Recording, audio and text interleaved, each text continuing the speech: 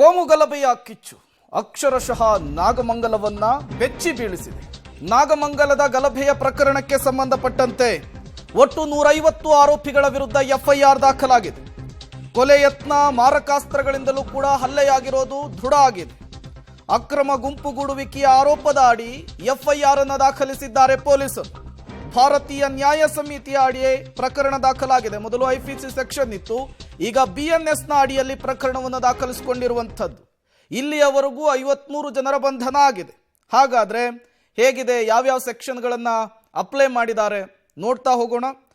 ಮೊದಲನೇದಾಗಿ ಸೆಕ್ಷನ್ 109 ಕೊಲೆ ಯತ್ನ, ಸೆಕ್ಷನ್ 115 ವೈಯಕ್ತಿಕವಾಗಿ ಗಾಯಗೊಳಿಸೋದು, ಸೆಕ್ಷನ್ 121 ಸಾರ್ವಜನಿಕ ಸೇವಕನ ಮೇಲೆ ಹಲ್ಲೆ ಅಥವಾ ಗಂಭೀರ ಹಲ್ಲೆ ನಡೆಸಿ ಗಾಯಗೊಳಿಸುವಂಥದ್ದು, ಸೆಕ್ಷನ್ 132 ಸಾರ್ವಜನಿಕ ಸೇವಕನ ಮೇಲೆ ಕರ್ತವ್ಯ ನಿರ್ವಹಣೆ ಮಾಡದಂತೆ ಹಲ್ಲೆ ನಡೆಸೋದು, ಸೆಕ್ಷನ್ 189 ಅಕ್ರಮವಾಗಿ ಗುಂಪುಗೂಡೋದು, ಸೆಕ್ಷನ್ 190 ಸಮಾನ ಉದ್ದೇಶದಿಂದ ಕಾನೂನು ಬಾಹಿರ ಕೃತ್ಯದಲ್ಲಿ ತೊಡಗಲು ಅಕ್ರಮವಾಗಿ ಗುಂಪುಗೂಡೋದು.